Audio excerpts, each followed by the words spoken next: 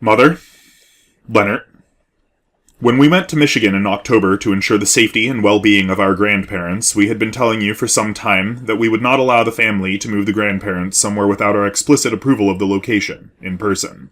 More than that, we told you that if you moved them somewhere that we had not explicitly seen, we would not talk to you anymore. We gave very many warnings. As our medical issues continue on, and we must go into town more often for our appointments, this means that we must, for now, continue associating with you. However, we will not have our disapproval, as always, simply ignored. When it was merely your blatant favoritism of our sister and your overt abandonment of any potential responsibility to treat us as a member of the family, we were willing to overlook it, mostly because we were aware that you will encourage our sister, once again, to shun us if we don't play nice. And we will be unable to see our nieces again, which has been held over our head many times as you have tried to call us dangerous and peddled the narrative to the rest of the family that everyone in our life regards us as crazy and scary and out of control. We were, for the first time in a long time, content to simply let the status quo move on as is. You have, after all, made sure that we do not have a high opinion of our own needs. This, however, is different. This is our grandparents. The only part of the family that has not, in some way, betrayed us or treated us like garbage or abandoned us. So we want it to be known how many warnings we gave, how many times we established our position in this whole situation, how deeply disappointed we are, and how completely you have alienated us as of this last trip to Michigan.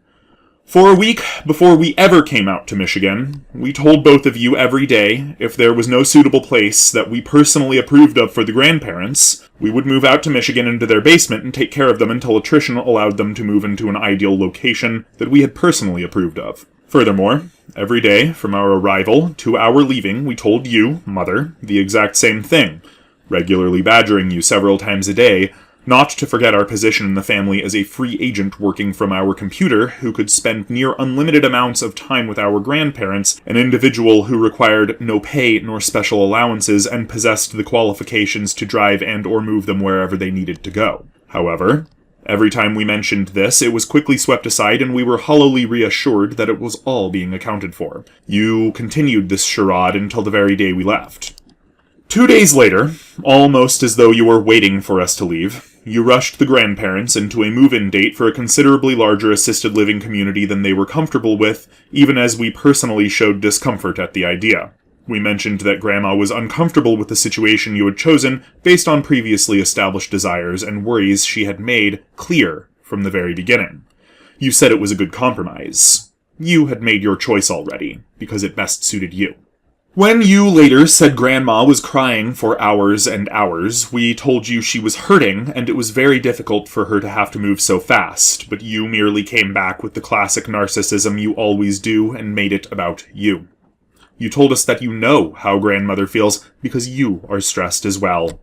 The very next day, you sent us a direct message telling us how stressed you were and asking for pictures of our livestock to make you feel better. We did not oblige, as it occurred to us how very selfish you were being. How, as always, you were being a typical Karen in the wild, completely devoid of empathy for the people truly hurting, and you expected the son you betrayed and ignored for weeks to make you feel better, because that is what you trained us for. That is what we are expected to do in your narrow, self-centered worldview. You treat everyone like they exist to serve you. In defense of us telling you that the moving schedule was very fast, you said that you couldn't stay any longer and neither could Janelle, that you couldn't take it and had things to do, once again making the relocation and complete upshift of our grandparents' life about yourself, as you always do. All of this despite the fact that we had told you every day for nearly 2 weeks that if there was no situation that was perfect for our grandparents, we would take care of them until there was.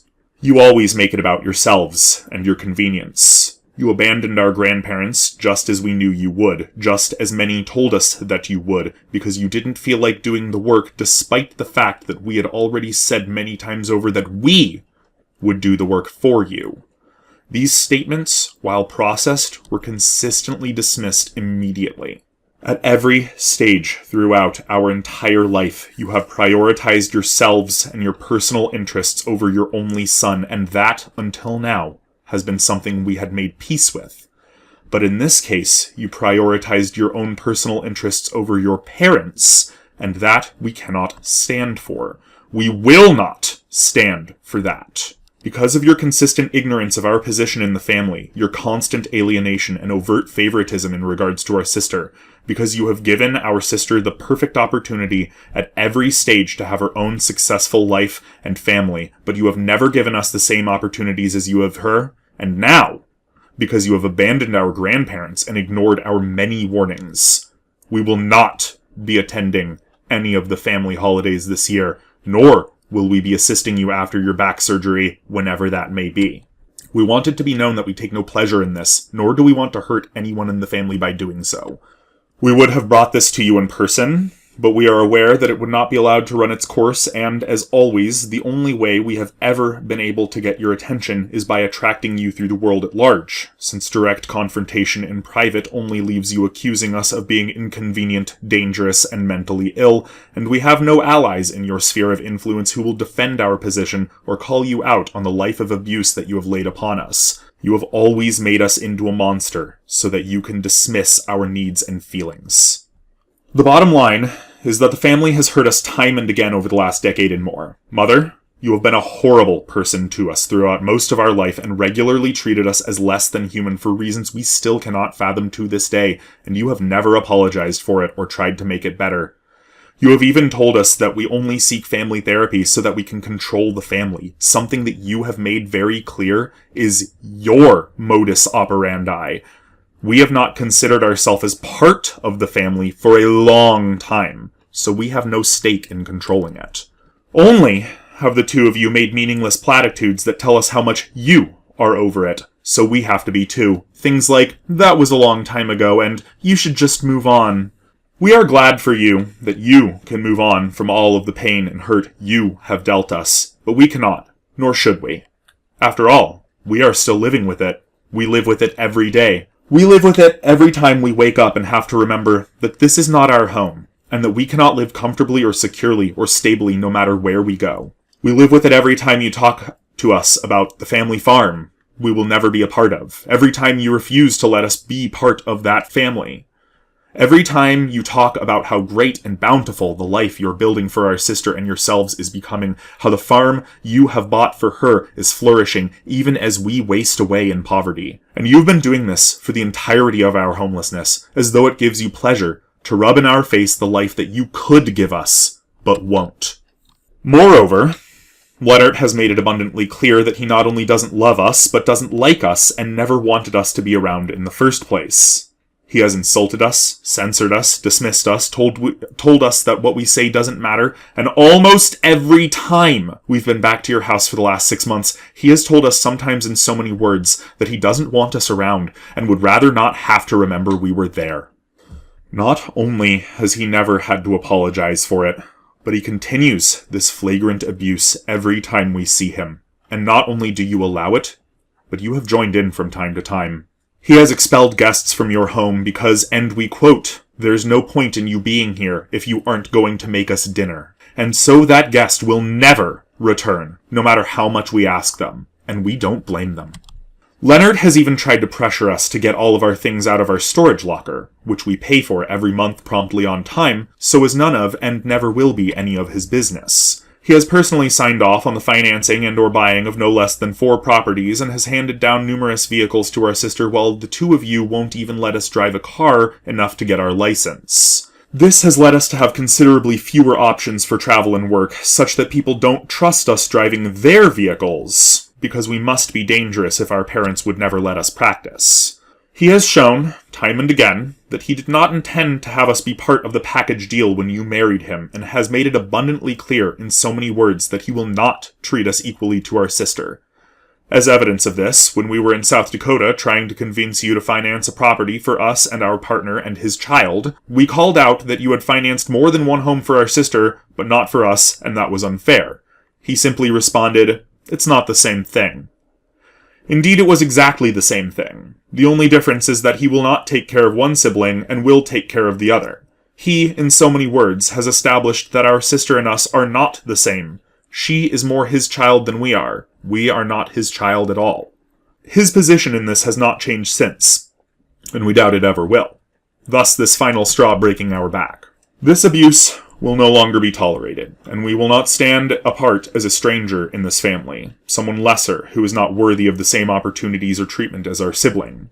If you cannot respect this request, then it, more than ever, emphasizes the point we're trying to make with this letter. We will no longer be a passive onlooker in the family anymore. This incident with the grandparents has shown us more than ever that we are not a part of the family and possibly never were. If we were, then we would be in Michigan right now, taking care of them in their home and getting them ready for a place we personally approve of and helping Grandpa finish his book. If we were part of the family, the rest of the family would get behind us on that, but they have not. And will not. And so, we are not taking care of the grandparents and allowing them to take this step into the next phase of their lives at their own pace. We are back in Oregon, and you have moved our grandparents into somewhere else because it was more convenient for you to do so right away, instead of heeding your own child's desperate pleas to hand this responsibility off to them if it became too much for you to bear.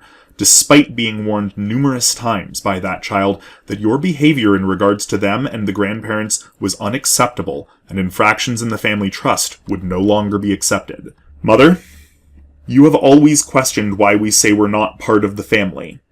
It's because of this.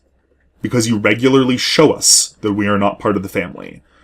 Because you and your husband got married with the agreement that we would not be part of the family. That we would never live with you, and then, consistently distrusting and twisting every word we said so that you could be on top and make us into the villain, you eventually threw us out onto the street, where we have languished off and on for over a half a decade. When our birthday comes, it will have been 8 years since you announced to us our eviction, twice the time we ever stayed in that condo. We have served our time and taken our punishment. The time has come for you, Leonard and Mother, the entire family, to forgive us for our past actions and accept us as a member of the family in earnest as you never have. Either we get the same opportunities and coordination and inclusion as our sister has been given our entire life, or this simply isn't going to work anymore. We won't be the shadow of the family anymore. The disgraced, homeless black sheep of our generation that has made nothing of their life for want of actual, tangible, real support from our family. If the holiday season ends and we have not, first and foremost, received an honest and direct apology for the mistreatment in regards to our grandparents, just to start, then we are prepared to take our isolation from the clan even farther and go low contact, as it will be clear to us that you cannot respect our feelings or our wishes or well-being. We will find a way to make our own appointments and get to them by ourselves. We will no longer visit, and we will only contact you two in regards to paying our storage fees until we get a place to put our stuff. We will become strangers. We will not talk to you anymore unless we need to coordinate for something more important that involves events and circumstances greater than the three of us. You know we can hold a grudge. All we ever asked, contrary to your constant projection, is to get the same opportunities from you as our sister. In prospect, this is not too much to ask, but in practice, you have given our sister everything she's ever needed, and you put us on the street for being a cocaine dealer, which we never were, but quickly became, because the life of homelessness you thrust us into gave us little choice, which you know. Since you have not provided for us in our time of need, as you have provided for the rest of your family, we will no longer be providing for you in your time of need. When we are part of the family, recognizably, we can talk about reconciliation.